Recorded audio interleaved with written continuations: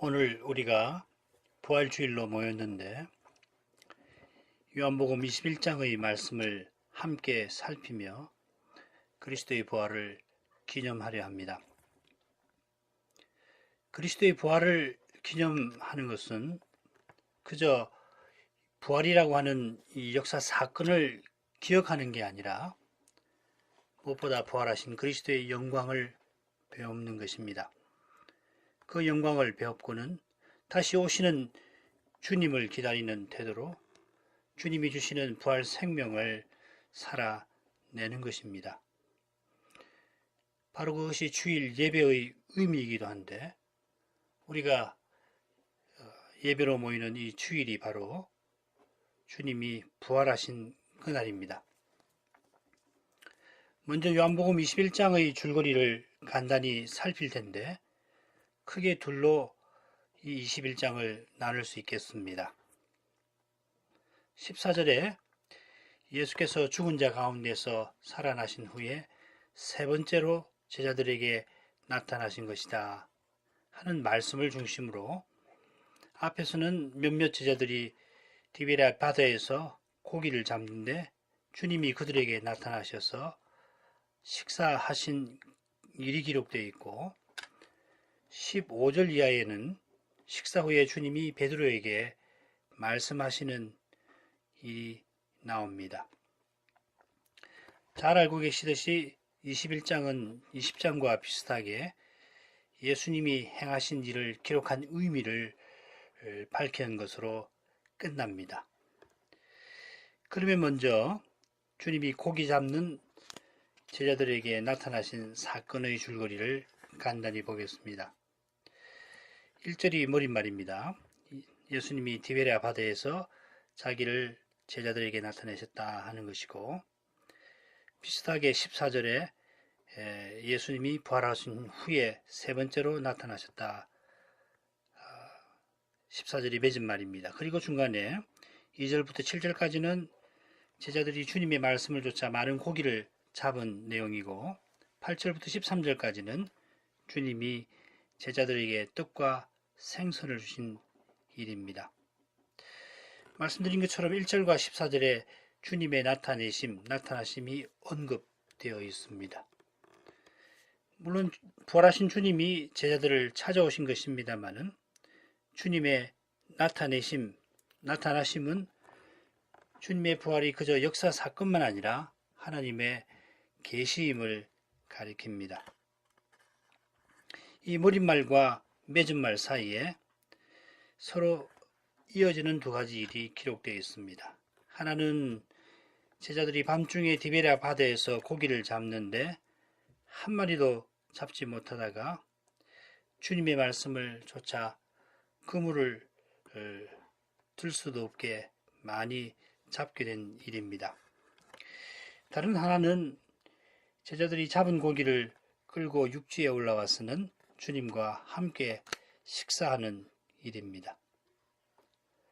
고기 잡은 그들이 주님을 대접하는 게 아니라 주님이 그들을 대접하십니다.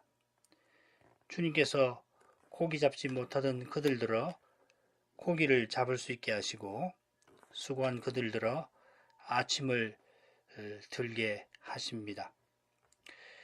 이 일들을 요한 사도가 기록한 뜻이 무엇일까요?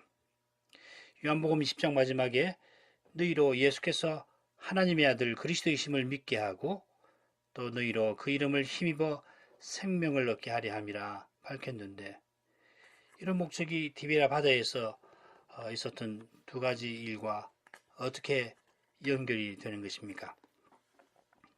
자, 그러면 이제 본문에서 주님의 교훈을 듣도록 하겠습니다. 1절 읽겠습니다. 그 후에 예수께서 디베랴 바다에서 또 제자들에게 자기를 나타내셨으니 나타내신 일이 이러하니라. 그 후에 라는 말은 무엇보다 요한복음 20장에 기록된 사건들을 가리킬 겁니다. 20장에는 주님이 부활하신 날에 그날에 있었던 세 가지 사건과 8일 후에 있었던 한 가지 사건이 기록되어 있습니다. 20장 1절부터 10절까지는 베드로와 요한이 막달라 마리아의 말을 듣고 빈 무덤을 확인한 일입니다. 그리고 주님이 막달라 마리아에게 나타나시는데 11절부터 18절까지 기록되어 있고 19절부터 23절까지는 주님이 제자들에게 나타나 성신을 받으라 하십니다. 그리고 8일 후에 또 한 사건이 있는데 주님이 제자들에게 다시 나타나시는데 전에 그 자리에 없었던 도마에게 주님의 손과 옆구리를 보여주신 사건입니다. 주님이 디베랴 바다에서 제자들을 만나십니다. 이 디베랴 바다는 물론 갈릴리 바다를 가리킵니다. 유독 요한 사도만 갈릴리 바다를 디베랴 바다라 부릅니다. 이 디베랴는 로마 황제 티베리우스의 이름과 붙어 있는데 주후 20년경에 갈릴리 바다 서남쪽 도시 하나를 세우고 그 도시를 디베랴라 불렀습니다.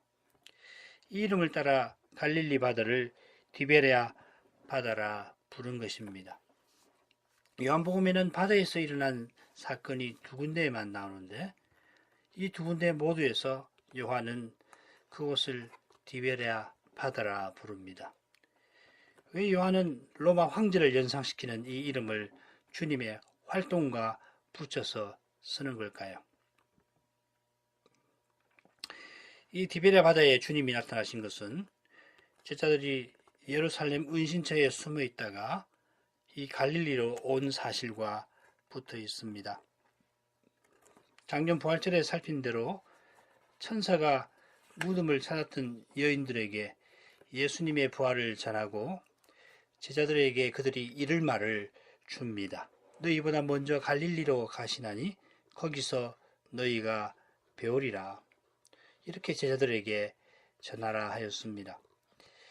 주님이 갈릴리에서 제자들을 만나려 하신 목적은 마태복음 마지막 장면에 잘 드러납니다. 그들을 온 세상에 보내어서 복음을 전하게 하시는 것입니다. 이런 목적에 비추어서 제자들이 이 고기 잡는 이 장면을 살필만 할 것입니다. 이 장면은 요한복음 20장 중간에 나오는 성신 받는 장면, 제자들들어 성신을 받으라 하신 장면과도 붙여 읽어야 합니다. 요한복음 21장 후반부에 주님이 베드로 들어 내 양을 치라 하신 명령은 앞서 성신을 받으라 하신 명령과 더불어서 마태복음 28장 끝에 나오는 세례 명령과 사도행전에 기록된 오순절 사건과 아주 비슷합니다. 예컨대 요한복음 20장 21장에서 요한이 예수님의 부활을 기록하면서 부활하신 예수님이 성신을 주어 사도들 들어 온 세상에서 복음을 전파하게 하심을 교훈하는 것입니다. 이런 교훈이 오늘 우리가 살피는 사건에도 나옵니다. 주님은 사도와 교회를 통하여 자기의 부활을 입증하십니다. 교회가 그리스도의 몸으로 존재하는 거기서 그리스도는 참으로 살아계심을 친히 나타내십니다. 이런 점에서 자기를 나타내셨다 하는 표현에 주목할 만합니다. 이 낱말이 요한복음에 9번 나오는데 대부분 계시한다는 뜻입니다. 주님이 가나 혼인식에서 자기 영광을 나타내셨던 것처럼 이제도 자기를 나타내셨습니다. 십자가를 지실 주님이 혼인식에서 물을 포도주로 만드신 일을 통하여 결국 중생하여 새 언약의 나라에 들어가고 그 나라 중심에 있는 성전, 그 성전에 계신 하나님에게 나아가게 해주실 일을 드러내셨던 것입니다. 이제 그 일을 이루실 그 길을 부활하신 주님이 친히 보이려 하십니다.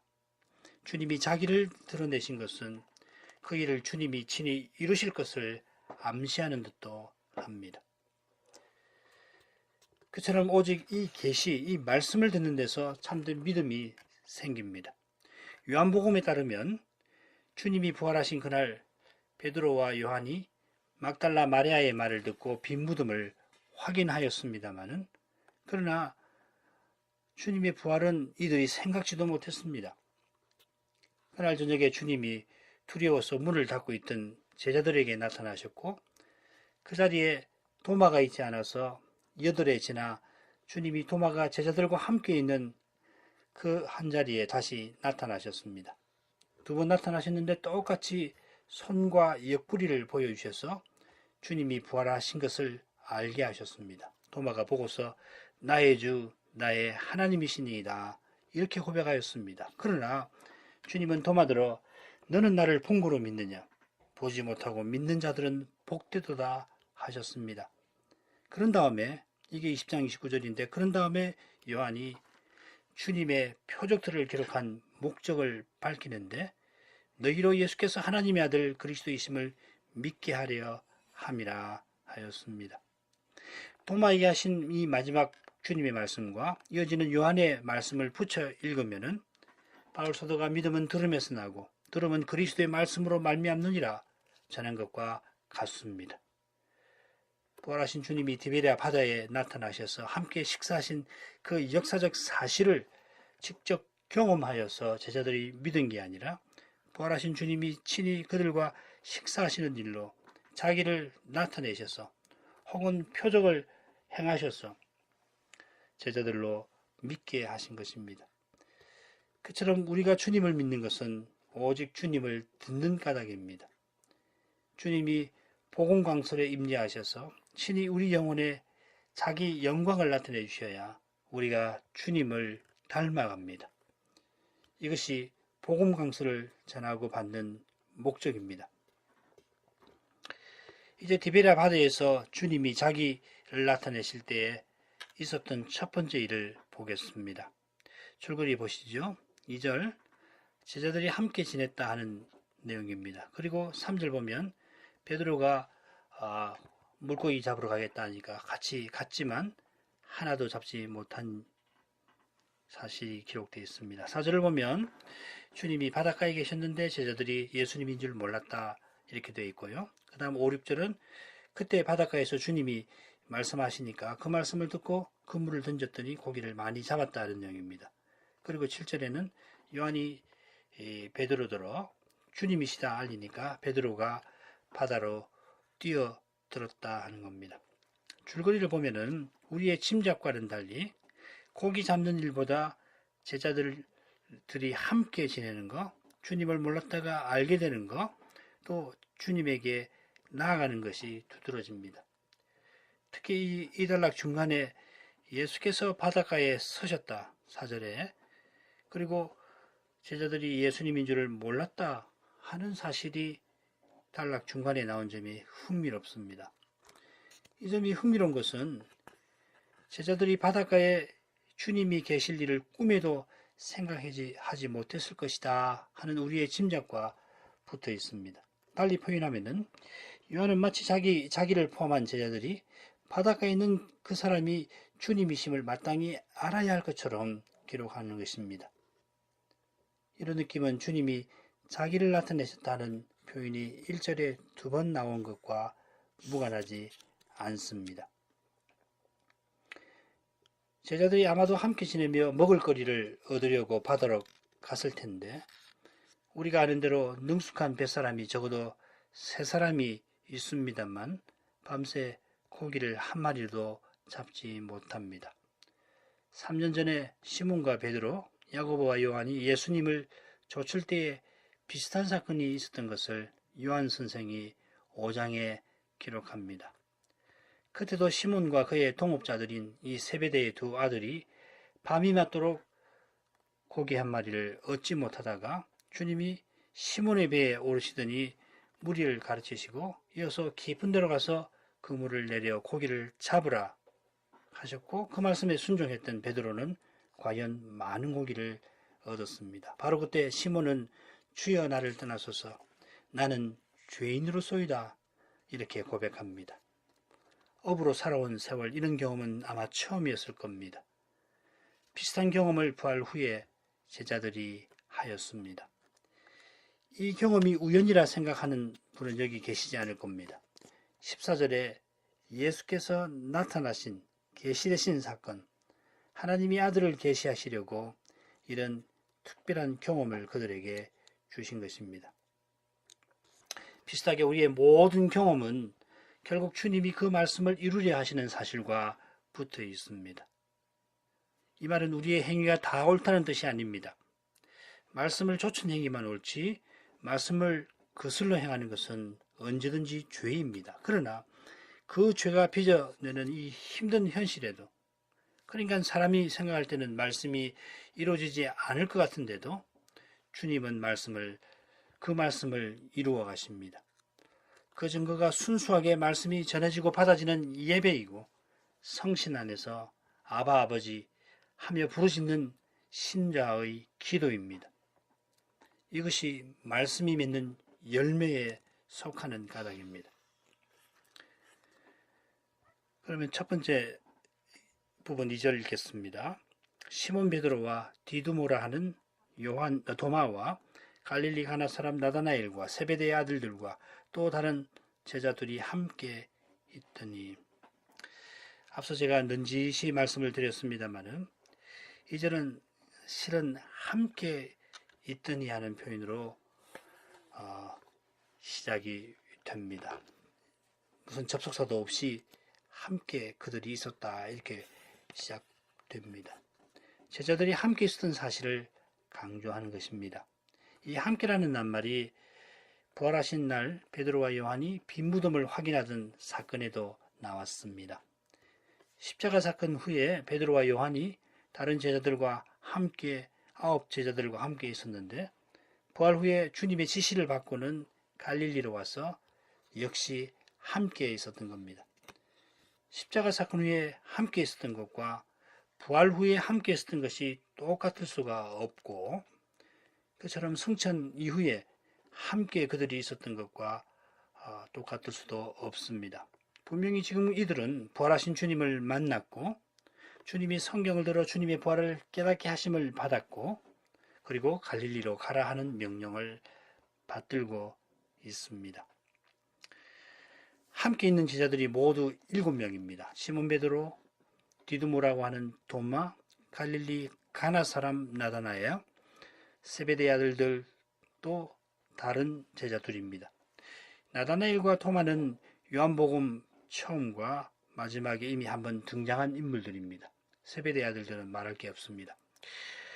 요한이 이름을 밝히지 아니한 두 제자가 있는데 그냥 제자라 하지 아니하고 그분의 예수님의 제자라 하였습니다. 요한이 그 이름을 모를 턱이 없는데 밝히지 않았고, 밝히지 않은 것은 그들을 무시하는 게 아닙니다. 그분들도 자기네가 무시당했다 생각하지 않았을 겁니다. 내가 거기 함께 있었다고도 자랑하지 않았을 것입니다. 그런 태도로는 사도로 봉사하지 못합니다. 사실 이 복음서를 요한이 썼습니다마는 요한도 자기를 넌지시 드러낼 뿐입니다. 우리 모두의 이름은 그리스도인입니다. 그리스도를 드러내게 하신 그것이 우리의 영광입니다. 거기서 부활하신 주님의 영광, 주님의 부활의 영광이 나타나는 것입니다. 주님의 영광이 드러나기 위하여 더러 우리 중에 그 이름이 드러나곤 합니다. 심지어 그 이름이 수천 년 드러나기도 합니다만, 살아생전 이름이 드러나지 않았을지라도 주님을 드러내게 하셨다면 실로 영광입니다. 함께 있던 제자가 7명이었던 것은 아직 4분이 다 모이지 않았던 걸까요? 그런 까닭에 제자들이 잠시 시간을 내어서 고기를 잡으러 갔던 걸까요? 그럴지라도 성천 이후에 제자들이 취한 태도에 비춰보면 이 7제자가 고기 잡으러 간 것은 주님의 명령을 잘 받들지 못한 것 같습니다. 사도행전 1장 12절 이하입니다. 제자들이 감람원이라는 산으로부터 예루살렘에 돌아오니 이 산은 예루살렘에서 가까워 안식일에 가기 알맞은 길이라. 들어가 저희 요한은 다락에 올라가니 베드로, 요한, 야고보, 안드레와 빌립, 도마와 바돌로메, 마테와 및 알페오의 아들 야고보, 셀로딘 시몬, 야고보의 아들 유다가 다 거기 있어 여자들과 예수의 모친 마리아와 예수의 아우들로 더불어 마음을 같이하여 전혀 기도에 힘쓰니라. 승천 전에 성신을 기다리라 하시는 주님의 명령을 받고는 제자들이 전혀 기도에 힘썼습니다마는 갈릴리로 가라 거기서 너희가 배우리라 하는 이 천사의 명령은 그만큼 철저히 받들지 못한 것 같습니다. 물론 7분이 고기 잡으러 갔다고 해서 주님의 명령, 사명을 내팽개쳤다 해석한다면 그건 매우 지나친 해석일 겁니다. 돌려 생각하면 주님이 여러 번 나타나신 까닭에 제자들이 오순절을 간절히 기다리게 되었던 겁니다. 주님이 승천하시기 전에 40일 동안 부활을 증거하시고 하나님 나라의 일을 말씀하셨습니다. 성경에 기록된 것만도 11번이나 주님이 제자들에게 나타나셨습니다. 주님이 거듭 제자들을 찾아와서 교훈하시니까 제자들이 점점 바뀐 것입니다. 성신 강림 후에 제자들의 태도가 놀라울 정도로 달라집니다만 그 후에도 그분들의 깨달음은 점점 복음을 전파하면서도 깊어 갔을 겁니다. 그분들의 깨달음이 어떻게 깊어졌는가 그걸 잘 아는 것도 중요하긴 합니다만 사도들이 구약을 인용하는 방식을 여전히 우리가 잘 모르는 것처럼 우리가 알기 어려운 것입니다. 우리에게 참으로 중요한 것은 주님이 성신으로 사도들을 인도하신 사실, 그들을 길이 참으시면서 인도하신 그 사실입니다.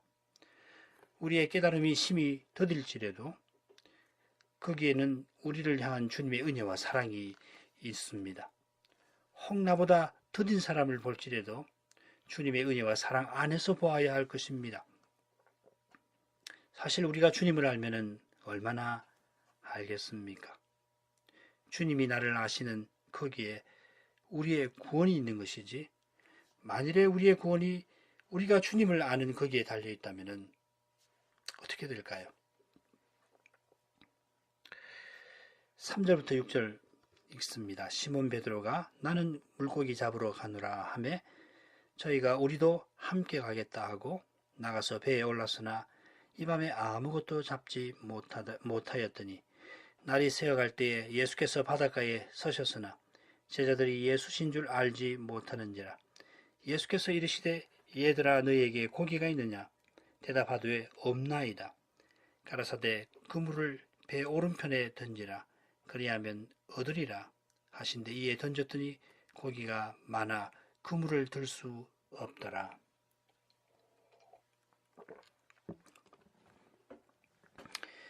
그들이 함께 있었다고 했는데 3절은 그들이 함께 한 사실을 잘 보여줍니다. 베드로가 물고기를 잡으러 가겠다 하니까 다른 6 제자도 우리도 너와 함께 가겠다 합니다. 함께 있었고 함께 간 그 점을 요한이 틀림없이 강조하는데 그건 21장 마지막에 우리가 그의 증거가 참인 줄을 아노라 하는 말씀과 무관하지 않을 겁니다. 예수님이 잡히시던 밤에 이들이 뿔뿔이 흩어졌는데 목자가 다시 살아나셔서 흩어진 이들을 모으신 것입니다. 십자가 지신 후에 이들이 비록 두려워서 숨어 지내긴 했어도 그들이 한 집에 흩어졌다가 다시 한 집에 모여 있었던 것도 베드로가 저주하며 맹세하며 주님을 부인한 그 일에 비춰 볼 때에 이게 쉽게 생각할 수 있는 일이 아닙니다. 게다가 이분들이 부활의 주님을 뵙고 성신을 받으라 하시며 너희가 네 죄든지 사하면 사여질 것이다. 이런 주님의 말씀을 듣고 지금 갈릴리에 와서 함께 지낸 것입니다. 이런 점에 비춰보면 지금 베드로가 고기 잡으러 간다 하니까 우리도 너와 함께 가겠다 할 때에 베드로가 사도로 부르신 주님의 사명을 다 버리고 이전의 직업으로 돌아갔다 하든지 그런 베드로를 따라서 이 6 제자들이 이제 어부가 되겠다고 한 게 아닐 겁니다. 6분 중에 2분은 전에 어부였습니다마는 나머지 4분도 어부였는지 알 길이 없는 데다가 설령 그렇더라도 살던 고향이 다른데 그들이 꼭 베드로와 함께 갈 이유는 없을 겁니다. 이렇게 볼만한 가장 결정적인 것은 주님을 배웠을 때 베드로가 바로 바다에 뛰어들어 주님에게 나간 그 태도입니다.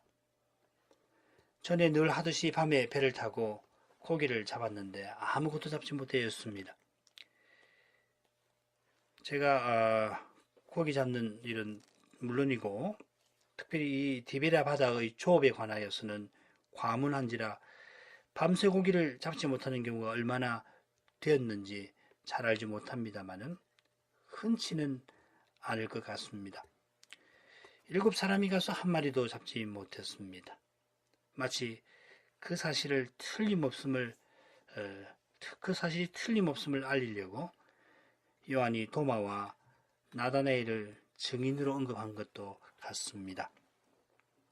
제자들이 밤새 고기잡이에 열중했지만은 전혀 잡지 못한 사실을 기록하고 그 다음에 요한은 대뜸 바닷가에 서 계신 주님을 언급합니다. 날이 새어갈 때니까 그들이 이제 포기해버리고 집으로 돌아갈 생각을 했을 것 같은데 그런 생각에 바닷가를 보니까 거기 한 사람이 서 있습니다. 그러나 그게 누군지 아마 관심이 없었을 겁니다. 그러나 그분은 지금 그들이 가장 기다려야 할 분이었습니다. 고기잡이에 실패했더라도 혹은 그보다 더한 일이 있었다 하더라도 적어도 지금 제자들은 이분 주님을 기다려야 했습니다. 그런데 제자들이 예수신 줄 알지 못하였다고 요한이 분명히 기록합니다. 함께 배에 타고 있던 그 요한이 이렇게 쓴 것입니다. 게다가 요한은 바닷가에 한 사람이 서 있었다 하지 아니하고 예수께서 서 계셨고 그가 예수신 줄 몰랐다고 합니다. 이는 예수님이 먼저 갈릴리로 가시고 제자들이 거기서 주님을 배워올 것이다 하는 말씀과 붙어 있습니다. 주님이 먼저 갈릴리로 가셔서 그들과 함께 하셨고 그들이 함께 있게 하셨던 것입니다. 특별한 사명을 받은 이 제자들만 아니라 우리도 늘 주님을 기다려야 합니다. 우리가 늘 주님을 모시고 살아야 합니다. 이것이 우리의 삶이고 소명입니다. 주님이 우리의 소명을 이루시고 우리의 삶을 붙드십니다. 주님이 우리와 함께 하시는 거기에 우리의 삶이 있고 우리의 사명, 우리의 소명 함께 하시는 주님이 이루어 주십니다. 그분을 기다리는 것이 우리가 가장 마음을 기울여야 할 그 일입니다. 그분의 말씀을 듣는 것이 우리가 가장 힘써야 할 일입니다. 말씀하시는 그분에게 우리의 전부를 의탁하는 것이 우리가 해야 할 가장 중요한 일입니다. 어려운 때에 주님을 기다리는 일이 매우 힘듭니다만은 그럼에도 주님을 기다리는 거기서 이미 주님이 성신으로 우리와 함께 하심을 깨닫게 됩니다. 주님을 기다리는 사람은 모든 것을 그 자비하신 손에 맡깁니다. 살든지 죽든지 주님을 줬습니다. 요한은 다시금 예수님을 언급하며 주님의 말씀을 기록합니다. 2절에 예수님을 3번이나 게다가 표시할 경우마다 예수님을 언급해야 할 경우마다 매번 표시하는 것은 퍽 드문 일입니다. 예수님이 바닷가에 서셨고 예수님이신 줄 몰랐고 예수님이 말씀하셨습니다. 요한이 누군가 바닷가에 서 있었고 그러나 제자들은 누군지 몰랐고 그가 말했다 이렇게도 표현할 수가 있습니다만은 계속해서 예수님을 3번 언급한 것은 그만한 이유가 있습니다. 앞서 예수님이 제자들이 가장 기다려야 할 분이시라는 사실은 말씀을 드렸는데 아울러 요한의 표현에 비춰 누군지 모르는 사람의 말을 따라가는 이 제자들의 태도를 이 표현에 비추어 이해할 수가 있습니다. 주님이 얘들아, 헬라 말로는 파이디아라는 말인데 하고 제자들을 부르며 너희에게 고기가 있느냐 물으십니다. 이 얘들아 하는 표현은 성경에 흔치 않은 호칭입니다. 요한 사도가 서신받는 교회에게 똑같이 불렀던 경우가 나옵니다. 거기만 나옵니다. 성경에는 매우 드뭅니다만은 이 표현이 헬라사에서는 흔한 호칭이었다고 합니다. 아마 주님이 요즘식으로 하면 자네들 하고 부르셨을 겁니다. 밤새 헛수고해서 가뜩이나 심기가 불편한데 바닷가에서 물고기가 있느냐 소리치니까 제자들은 소리치는 그에게 퉁명스럽게 없어 하고 외쳤습니다. 그물을 배 오른편에 던지라 그리하면 얻으리라 하고 그 사람이 외칩니다. 그랬더니 제자들이 던졌습니다. 밤새 헛수고만 한 탓에 고기잡이를 포기하려 했는데 그냥 미치는 셈치고 한번 던져본 것일까요? 아니면은 포기하고 돌아가는데 먹을 고기가 있는지 묻는 통에 허탕친 기분이 더 들어 대답할 마음조차 없는 차에 갑자기 그 말을 들어야 되겠다 그런 생각이 든 걸까요? 아무튼지 배에 탄 일곱 사람의 마음을 같이 해서 일곱 사람이 마음을 같이 해서 그물을 던진 것은 흔한 일은 아닌 것 같습니다. 분명한 사실은 그물을 던졌더니 고기가 많아 그물을 들 수 없게 된 그 점입니다. 나중에 잡은 고기 세어보니까 153마리였습니다. 이 숫자를 굳이 밝힌 것은 적어도 매우 많은 고기를 잡았다는 것을 보여주려 하는 것일 겁니다. 153마리나 되는 많은 고기를 잡았습니다마는 더욱이 7명의 어부가 밤새 수고해도 한 마리도 잡지 못했다는 이 사실에 비춰보면 그냥 많은 정도가 아닐 겁니다. 게다가 조금 아래 내려가 보면 잡은 고기가 전부 큰 고기였습니다. 전에 베드로가 제자로 주님을 쫓아가던 그 출발하던 때에 거의 똑같은 상황에서 주님의 말씀을 듣고 많은 고기를 잡았는데 그때 나는 죄인입니다 하고 고백하였습니다. 아침녘에 그물을 한번 던져서 잡은 이 많은 물고기는 그들에게 그만한 충격을 줄 만한 것이었습니다. 주님이 표적을 행하신 것입니다. 이 사건 바로 앞에 요한 사도는 주님의 많은 표적 중에 선별해서 복음서에 자기가 기록한 것을 언급하였습니다.